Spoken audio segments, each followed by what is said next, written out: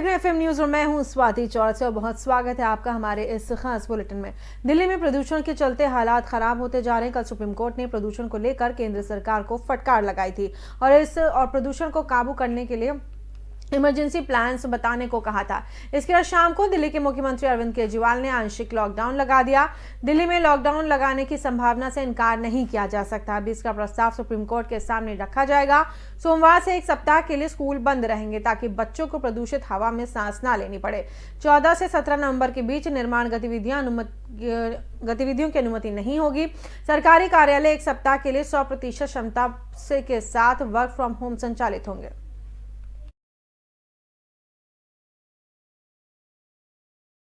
वहीं प्रधानमंत्री Narendra Modi video conferencing के जरिए त्रिपुरा के 1,47 लाख से ज्यादा लाभार्थियों को प्रधानमंत्री आवास योजना ग्रामीण की पहली किश्त जारी करेंगे।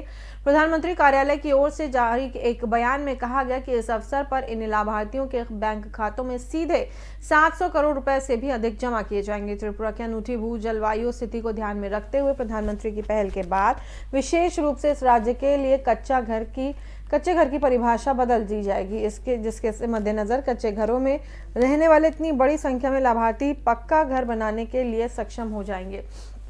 इस अवसर पर केंद्रीय ग्रामीण विकास मंत्री नरेंद्र सिंह तोमर और त्रिपुरा के मुख्यमंत्री बिप्लब देब भी मौजूद रहेंगे।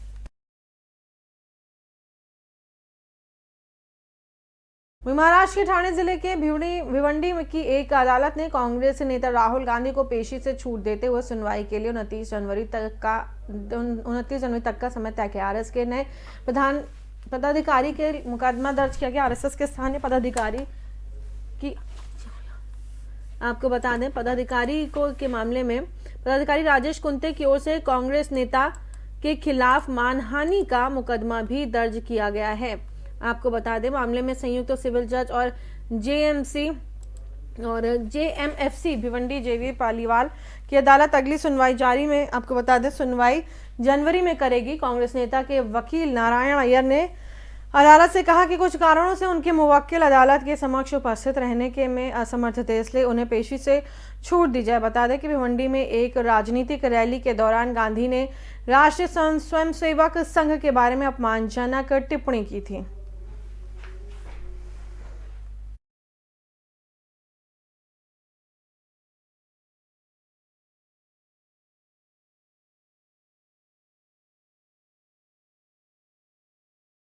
वहीं कांग्रेस नेता सलमान खुर्शीद की नई किताब सनराइज ओवर अयोध्या के प्रकाशन, वितरण और बिक्री पर रोक के लिए पटियाला हाउस अदालत में याचिका दायर की गई। याचिका में कहा गया है कि इस किताब के कारण अल्पसंख्यक लोगों की भावनाएं आहत हुई हैं। ये याचिका हिंदू सेना अध्यक्ष विष्णु गुप्ता ने अधिवक्ता अक्षय अग्रवाल और सुशांत प्रकाश के जरिए दायर की है। गुप्ता ने हिंदुओं की भावनाओं को आहत करने का आरोप लगाते हुए वे किताब के प्रकाशन, वितरण और बिक्री पर रोक लगाने की मांग की है। याचिका में आरोप लगाया गया है कि यूपी के आगामी चुनावों से ठीक पहले ये किताब लॉन्च करना ध्रुवीकरण और अल्पसंख्यकों के वोट हासिल करने के लिए सस्ते प्रचार का तरीका है। उत्तर प्रदेश के उप मुख्यमंत्री केशव प्रसाद मौर्य ने शनिवार को दावा किया कि प्रदेश के आगामी विधानसभा चुनाव में समाजवादी पार्टी, बहुजन समाज पार्टी और कांग्रेस तीनों एक साथ मिलकर भी लड़े तो हम उन्हें हराएंगे। मौर्य ने शनिवार को भदोही में सांसद, विधायकों और पार्टीजनों के साथ संवाद करने के दौरान ये दावा किया है। इस दौरान पत्रकारों से बातचीत में उन्होंने कांग्रेस महासचिव प्रियंका गांधी वाड्रा पर निशाना साधते हुए कहा वह पुजारिन बनी घूमती रहती हैं और उन्हीं की पार्टी के 2 नेताओं ने हिंदू संगठनों के खिलाफ अपमानजनक बातें कहीं। जय श्री राम कहने वालों के खिलाफ अपमानजनक बातें कहीं, उसके बारे में वो क्या कहेंगी। मौर्य ने आगे कहा कि कानून व्यवस्था की बात करने वाली प्रियंका लखनऊ की बजाय कांग्रेस शासित प्रदेशों में कानून व्यवस्था का हाल चाल लेने क्यों नहीं जाती।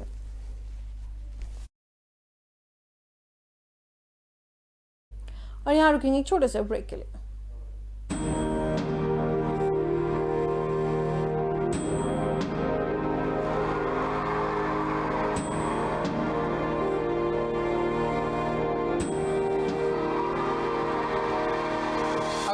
बच्चा देशभक्ति पढ़ेगा, अब बच्चा देशभक्त बनेगा।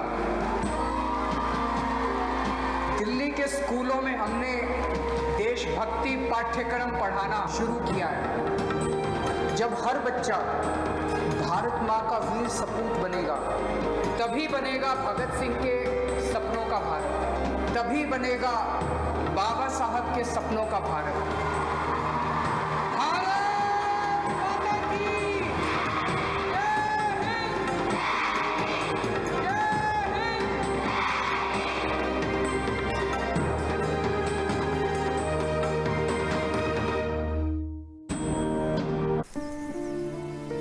हम सभी जानते हैं कि दिल्ली और उसके आसपास के इलाकों में हर साल अक्टूबर नवंबर के महीनों में पराली के धुएं से प्रदूषण बढ़ जाता है।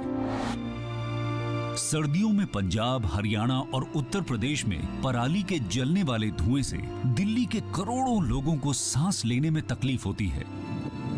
हमारे किसान भाइयों को मजबूरी में अपनी पराली जलानी पड़ती है, क्योंकि उनके पास कोई और दूसरा रास्ता ही नहीं होता।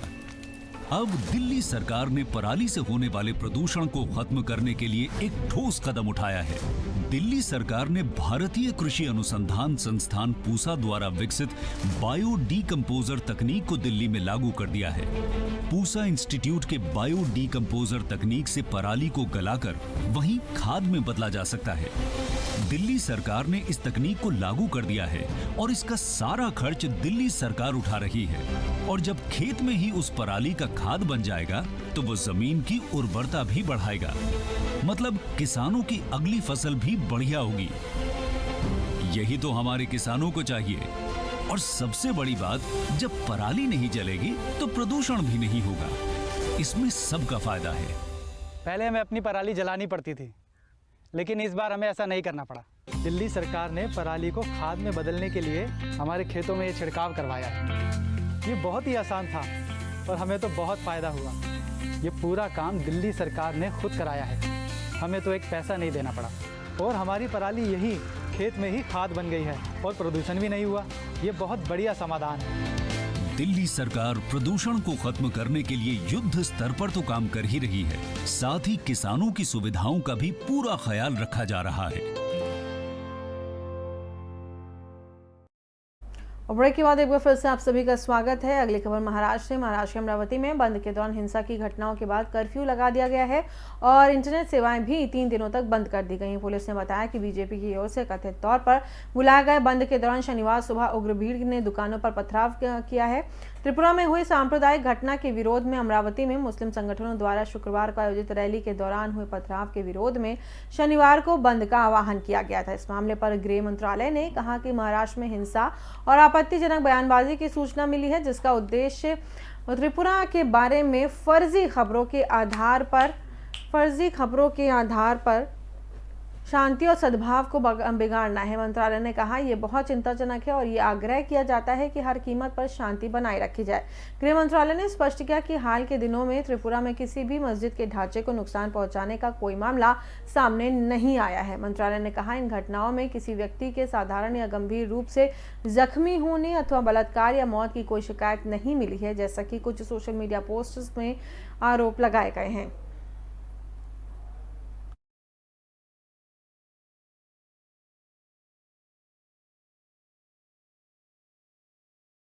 मणिपुर में सेना के जवानों पर उग्रवादी हमले के खिलाफ देश भर में गुस्सा है। इस हमले में असम राइफल्स के कमांडिंग ऑफिसर मेजर विप्लव त्रिपाठी समेत 5 जवान शहीद हो गए।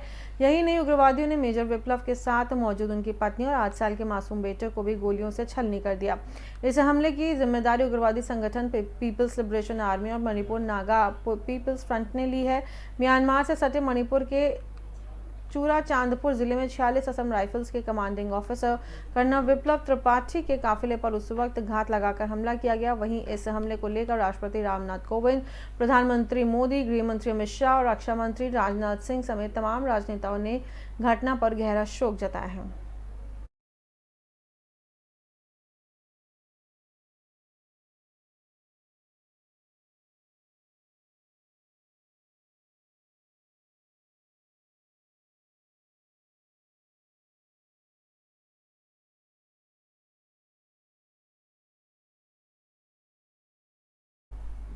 वहीं त्रिपुरा में हुई घटनाओं को लेकर के सोशल मीडिया के माध्यम से कई गलत खबरें फैलाई जा रही हैं। इसी के चलते गृह मंत्रालय ने इस पर संज्ञान लिया है। इस मामले में गृह मंत्रालय ने कहा है कि त्रिपुरा के एक मस्जिद में तोड़फोड़ की सोशल मीडिया पर प्रसारित खबर फर्जी है, इन पर विश्वास न करें। वहीं गृह मंत्रालय ने यह भी कहा कि त्रिपुरा में इन घटनाओं में किसी व्यक्ति की साधारण या गंभीर चोट, दुष्कर्म या मौत की कोई रिपोर्ट नहीं आई है, जैसा कि कुछ सोशल मीडिया पोस्ट में बताया जा रहा है। साथ ही गृह मंत्रालय का कहना है ये भी कि त्रिपुरा में किसी भी मस्जिद के ढांचे को नुकसान पहुंचाने का कोई मामला सामने नहीं आया और लोगों को शांत कराना चाहिए। ऐसे फर्जी खबरों से गुमराह नहीं होना चाहिए। बता दें कि त्रिपुरा में हुई घटनाओं के विरोध में बीते शुक्रवार को मुस्लिम संगठनों द्वारा निकाली गई रैलियों के बाद महाराष्ट्र के कुछ हिस्सों में हिंसा हुई। अमरावती और त्रिपुरा में अल्पसंख्यक समुदाय के खिलाफ अत्याचार को रोकने की मांग को लेकर एक ज्ञापन सौंपने के लिए शुक्रवार को 8,000 से अधिक लोग जिला कलेक्टर कार्यालय के बाहर जमा हुए थे। अमरावती, नांदेड़, मालेगांव, वाशिम और यवतमाल में हिंसा की सूचना मिली थी।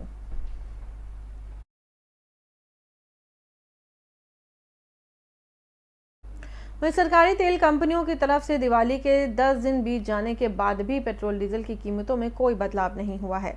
दिवाली के 10 दिन बाद भी पेट्रोल डीजल के दामों में कोई बदलाव ना होने से लोगों में काफ़ी राहत मिल रही है। आपको बता दें कि दिल्ली में पेट्रोल की कीमत 103 रुपये 97 पैसे प्रति लीटर है, जबकि डीजल की कीमत 86 रुपये 67 पैसे प्रति लीटर है। वहीं मुंबई में पेट्रोल की कीमत 109 रुपये 98 पैसे और साथ ही डीजल की कीमत 94 रुपये 14 पैसे प्रति लीटर पहुंच चुकी है।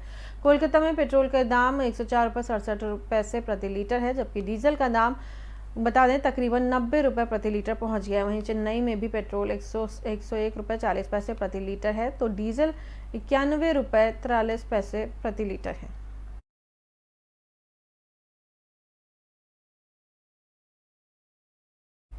और वहीं आम लोगों पर एक बार फिर से महंगाई की मार पड़ रही है। पेट्रोल और डीजल के बढ़ते दामों के बीच दिल्ली एनसीआर में सीएनजी के दामों में बढ़ोतरी की गई है। दिल्ली में सीएनजी के दामों में 2 रुपये 28 पैसे प्रति रुपए की वृद्धि हुई है। वहीं नोएडा, ग्रेटर नोएडा, गाजियाबाद में 2 रुपये 56 पैसे की प्रति किलो की बढ़ोतरी की गई है। पिछले 45 दिनों में तीसरी बार सीएनजी के दाम बढ़े हैं। इंद्रप्रस्थ गैस लिमिटेड ने ट्वीट कर सीएनजी के दामों में बढ़ोतरी की जानकारी दी है। बता दें कि अक्टूबर के बाद से इंद्रप्रस्थ गैस लिमिटेड ने तीसरी बार सीएनजी के दाम बढ़ाए हैं। इससे पहले पिछले महीने 1 और 13 अक्टूबर को भी दाम बढ़ाए गए थे। पिछले 45 दिनों में दिल्ली में सीएनजी कुल 6 रुपये 84 पैसे प्रति किलो महंगा हुआ है, यानी 15% से भी ज्यादा कीमतों में बढ़ोतरी हुई है।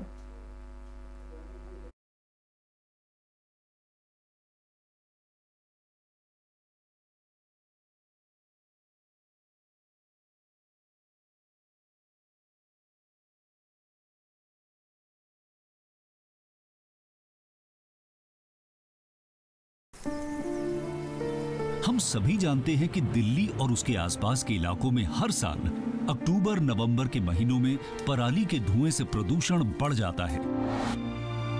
सर्दियों में पंजाब, हरियाणा और उत्तर प्रदेश में पराली के जलने वाले धुएं से दिल्ली के करोड़ों लोगों को सांस लेने में तकलीफ होती है। हमारे किसान भाइयों को मजबूरी में अपनी पराली जलानी पड़ती है, क्योंकि उनके पास कोई और दूसरा रास्ता ही नहीं होता। अब दिल्ली सरकार ने पराली से होने वाले प्रदूषण को खत्म करने के लिए एक ठोस कदम उठाया है। दिल्ली सरकार ने भारतीय कृषि अनुसंधान संस्थान पूसा द्वारा विकसित बायो डीकंपोजर तकनीक को दिल्ली में लागू कर दिया है। पूसा इंस्टीट्यूट के बायो डीकंपोजर तकनीक से पराली को गलाकर वहीं खाद में बदला जा सकता है। दिल्ली सरकार ने इस तकनीक को लागू कर दिया है और इसका सारा खर्च दिल्ली सरकार उठा रही है। और जब खेत में ही उस पराली का खाद बन जाएगा तो वो जमीन की उर्वरता भी बढ़ाएगा, मतलब किसानों की अगली फसल भी बढ़िया होगी। यही तो हमारे किसानों को चाहिए। और सबसे बड़ी बात, जब पराली नहीं जलेगी तो प्रदूषण भी नहीं होगा। इसमें सबका फायदा है। पहले हमें अपनी पराली जलानी पड़ती थी, लेकिन इस बार हमें ऐसा नहीं करना पड़ा। दिल्ली सरकार ने पराली को खाद में बदलने के लिए हमारे खेतों में ये छिड़काव करवाया है। ये बहुत ही आसान था और हमें तो बहुत फ़ायदा हुआ। ये पूरा काम दिल्ली सरकार ने खुद कराया है, हमें तो एक पैसा नहीं देना पड़ा और हमारी पराली यही खेत में ही खाद बन गई है और प्रदूषण भी नहीं हुआ। ये बहुत बढ़िया समाधान है। दिल्ली सरकार प्रदूषण को खत्म करने के लिए युद्ध स्तर पर तो काम कर ही रही है, साथ ही किसानों की सुविधाओं का भी पूरा ख्याल रखा जा रहा है। भारत के पहले प्रधानमंत्री जवाहरलाल नेहरू ने देश का उचित मार्गदर्शन किया था। पंडित जवाहरलाल नेहरू का जन्म 14 नवंबर 1879 को हुआ था और नेहरू जी का स्नेह बच्चों के लिए बहुत ज़्यादा था और इसी को लेकर के आज का दिन काफ़ी महत्वपूर्ण हो जाता है। बच्चों के प्रति काफ़ी ज़्यादा उनका स्नेह था। बच्चे भी नेहरू जी को चाचा नेहरू कह करके पुकारते थे, इसलिए पंडित जवाहरलाल नेहरू की जयंती को बाल दिवस के रूप में मनाया जाता है। आज के दिन सब नेहरू जी को याद करते हैं और स्कूलों में जोरों शोरों से इस दिन को उत्साह के साथ मनाया जाता है। स्वतंत्र भारत के बाद देश की बागडोर संभालने वाले पहले प्रधानमंत्री पंडित जवाहरलाल नेहरू की आज जयंती है। वहीं प्रधानमंत्री नरेंद्र मोदी ने ट्वीट कर देश के प्रधानमंत्री को, आपको बता दें, ट्वीट करके श्रद्धांजलि दी है। पीएम मोदी ने ट्वीट में लिखा है, देश के प्रथम प्रधानमंत्री पंडित जवाहरलाल नेहरू जी को उनकी जयंती पर मेरी विनम्र श्रद्धांजलि है। वहीं नरेंद्र मोदी के अलावा सोनिया गांधी, प्रियंका गांधी और राहुल गांधी जैसे कई बड़े राजनेताओं ने भी नेहरू जी को श्रद्धांजलि अर्पित की है। वहीं मुंबई के बांद्रा पुलिस स्टेशन में बॉलीवुड अभिनेत्री शिल्पा शेट्टी और उनके पति राज कुंद्रा के खिलाफ चीटिंग का मामला दर्ज हुआ है। सूत्रों ने बताया है कि नितिन बराई नाम के शिकायतकर्ता ने बांद्रा पुलिस को जानकारी देते हुए बताया था कि जुलाई 2014 से लेकर अब तक मेसर्स SFL प्राइवेट कंपनी के डायरेक्टर शिल्पा शेट्टी, राज कुंद्रा, काशिफ खान, दर्शित शाह और इनके साथियों ने बराई के साथ चीटिंग की है। बराई ने पुलिस को बताया कि उसे कहा गया कि अगर वो इनकी कंपनी की फ्रेंचाइजी ली और पुणे के कोरेगांव इलाके में स्पा और जिम खोला तो बहुत बड़ा फायदा होगा बराई को। और आपको बता दें, बराई को इसके बाद 1 करोड़ रुपए 59,27,000 रुपए का निवेश करने लगाया गया। इसके बाद बराई के पैसों का आरोपियों ने अपने फायदे के लिए इस्तेमाल किया और जब इसने अपने पैसे वापस मांगे तो इसे धमकी दी गई और बराई की शिकायत के बाद बांद्रा पुलिस ने शिल्पा शेट्टी, राज कुंद्रा समेत अन्य आरोपियों के खिलाफ IPC की धारा 406, 409, 420, 506, 34 और 120B के तहत मामला दर्ज करके जांच शुरू कर दी है। और इस बुलेटिन में फिलहाल इतना ही। देश और दुनिया की तमाम खबरों के लिए आप देखते रहिए FM न्यूज़।